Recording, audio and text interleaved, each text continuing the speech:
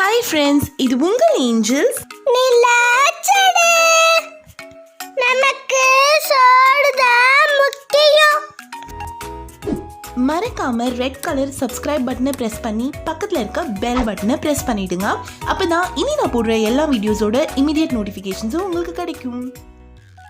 கானங்கத்த மீனு வாங்கி புள்ள மீனு வாங்கி காரத்தோட சமைச்சு வச்ச மாமா சமைச்சு வச்ச. ஹாய் ஃப்ரெண்ட்ஸ், ஸோ இந்த இன்ட்ரோ சாங்லேயே உங்களுக்கு தெரிஞ்சிருக்கோம் இன்றைக்கி நம்ம எவ்வளோ சூப்பர்பான ஒரு ரெசிபி பண்ண போகிறோம்னு. இன்றைக்கி நம்ம பண்ண போகிறது ஒரு செம்ம சூப்பர்பான கானாங்கத்தை மீன் குழம்பு.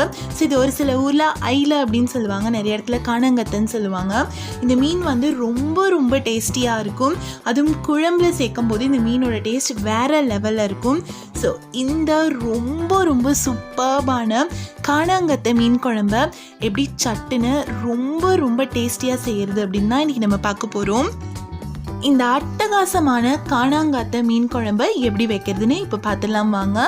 அதுக்கு நான் ஃபர்ஸ்ட் ஒரு மண் சட்டி எடுத்திருக்கேன். ஸோ நம்ம மண் சட்டியில் மீன் குழம்பு வைக்கும்போது வேறு லெவல் டேஸ்ட்டில் இருக்கும். அதில் ஒரு குழிக்கரண்டி அளவுக்கு நல்லெண்ணெய் சேர்த்துருக்கேன். ஸோ நல்லெண்ணெயும் இந்த குழம்புக்கு ஒரு அமேசிங் டேஸ்ட் கொடுக்கும். அடுத்து நான் ஒரு டீஸ்பூன் அளவுக்கு வடகம் சேர்த்துருக்கேன். ஸோ இந்த குழம்புக்கு நம்ம தாளிப்பு வடகம் சேர்க்கும்போது டேஸ்ட் வேறு லெவலில் இருக்கும். உங்கள்கிட்ட தாளிப்பு வடகம் இல்லை அப்படின்ற பட்சத்தில் ஒரு டீஸ்பூன் கடுகு, அரை டீஸ்பூன் வெந்தயம் தாளிச்சுக்கோங்க. அண்ட் கருவேப்பிலை சேர்த்துக்கலாம்.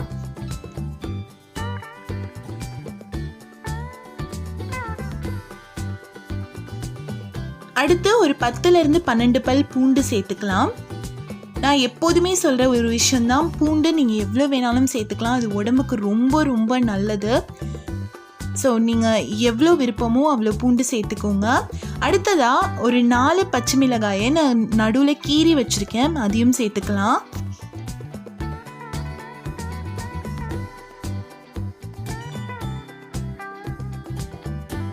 அடுத்ததாக நான் ஒரு 200 கிராம் அளவுக்கு சின்ன வெங்காயம் உரித்து சேர்த்துருக்கேன். இது முழுசாக இருந்தால் எனக்கு ரொம்ப ரொம்ப பிடிக்கும். வாயில் கடிப்படும் போது சூப்பராக இருக்கும். உங்களுக்கு வந்து முழுசாக வேணாம் அப்படின்னாக்கா நீங்கள் கட் பண்ணிக்கலாம். பட் மீன் குழம்பு, காரக்குழம்புலலாம் இந்த மாதிரி வெங்காயம் முழுசாக இருக்கும்போது டேஸ்ட் நிஜமாலுமே ரொம்ப ரொம்ப நல்லாயிருக்கும். ஸோ இப்போ இந்த வெங்காயத்தை நம்ம நல்லா வதக்கிடலாம். அடுத்தது நல்ல பழமாக இருக்க 3 தக்காளி நான் கட் பண்ணி பேஸ்ட் எடுத்து வச்சுருக்கேன். ஸோ இப்போ அந்த தக்காளி பியூரி நம்ம சேர்த்துக்கலாம்.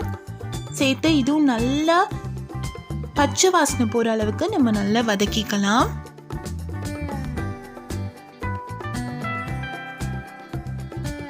தக்காளி நல்லா வதங்கிருச்சு, எண்ணெய் விட்டுருச்சு பாருங்க. ஸோ இந்த ஸ்டேஜில் நான் அரை டீஸ்பூன் மஞ்சள் தூள், 1 டேபிள் ஸ்பூன் மிளகாய் தூள் சேர்த்துக்கிறேன். இப்போ இதை நல்லா கலந்து விட்டுக்கலாம். ஸோ நீங்கள் இந்த மசாலா பொடி சேர்க்கும் போது ஸ்டவ்வை லோ பண்ணி வச்சுக்கோங்க, இல்லைன்னா கரிஞ்ச வாடை அடிக்கும். அடுத்ததாக நான் 1 டேபிள் ஸ்பூன் அளவுக்கு மல்லித்தூள் சேர்த்துக்கிறேன். ஸோ நம்ம இவ்வளோ சேர்த்தா போதும். இதுக்கப்புறம் மீன் குழம்பு தூள் வேறு நம்ம சேர்க்க போகிறோம். ஸோ இது பச்சை வாசனை போகிற அளவுக்கு ஒரு 2 நிமிஷம் நான் நல்லா வதக்கிட்டேன். அடுத்து ஒரு பெரிய எலுமிச்சம்பழம் சைஸ் புளி கரைச்சி வச்சுருந்தேன், அதையும் சேர்த்தாச்சு.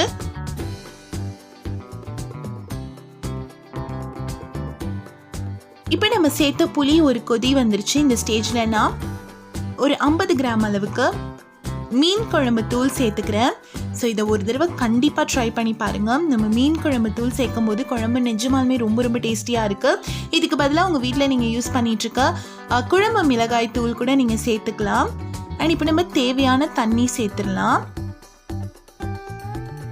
உப்பு தேவையானது சேர்த்துக்கலாம். நான் கல்லுப்பு சேர்க்குறேன். ஸோ நம்ம கல்லுப்பு சேர்க்கறது நம்மளோட ஹெல்த்துக்கும் ரொம்ப நல்லது, டேஸ்ட்டும் சூப்பராக இருக்கும்.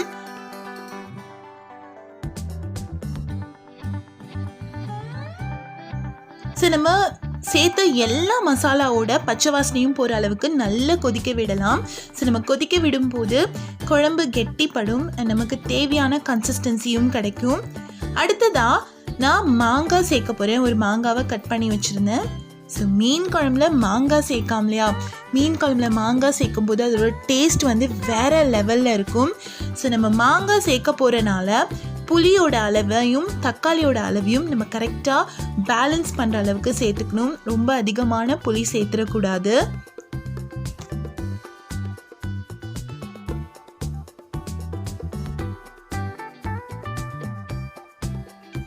மாங்காய் சேர்த்ததுக்கப்புறம் நம்ம ஒரே ஒரு கொதி விட்டால் போதும். மாங்காய் வந்து 3/4 பதத்துக்கு குக் ஆகிடும். ஸோ அதுக்கப்புறம் நம்ம மீன் சேர்த்து குக் பண்ணும்போது மாங்காவும் பர்ஃபெக்டாக குக் ஆகிடும். ஸோ இப்போ ஒரு 2-3 நிமிஷம் மட்டும் நம்ம குழம்பு கொதிக்க விட்டுடலாம். அதுக்குள்ளே மாங்காய் 3/4 பதத்துக்கு வெந்துடும். ஸோ நம்ம மண் சட்டியில் குழம்பு வைக்கிறதோட ஸ்பெஷாலிட்டி என்னென்னா, இந்த மண் சட்டியோட வாசனை குழம்புல சூப்பர்பாக இறங்கும். அது மட்டும் இல்லாமல் மண் சட்டி வந்து ஹீட்டை வந்து சூப்பர்பாக ரீட்டைன் பண்ணும். அதனால் செம்ம பர்ஃபெக்டாக செம்ம சீக்கிரமாக நமக்கு குழம்பு குக் ஆகிடும். குழம்பு ஒரு 3 நிமிஷம் பக்கம் நல்லா கொதிச்சுட்டு அண்ட் மாங்காய் 3/4 பதத்துக்கு வெந்துருச்சு. இப்போ நம்ம மீன் சேர்த்துக்கலாம். ஸோ நான் மீன் வந்து இன்றைக்கி முழுசாக சேர்க்குறேன். இந்த மீனோட ஸ்பெஷாலிட்டி என்னென்னா, இது வந்து ரொம்ப ஃப்ளெஷியாக இருக்கும்.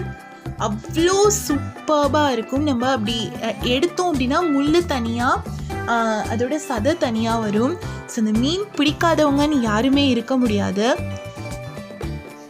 இந்த மீனோட டேஸ்ட் வந்து அட்டகாசமாக இருக்கும். பட் இதில் ஒரே ஒரு சின்ன விஷயம் நம்ம வந்து கவனிக்கணும்.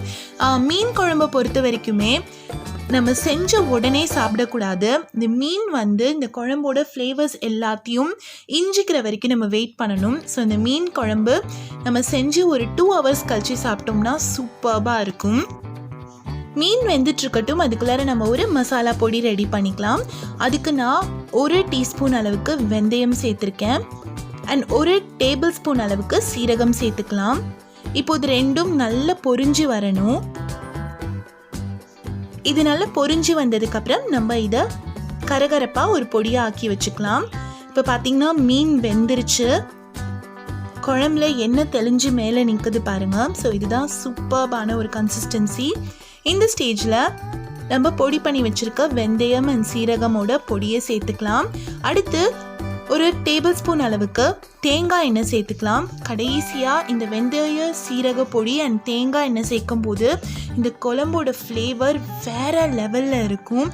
இதை கண்டிப்பாக ட்ரை பண்ணி பாருங்கள்.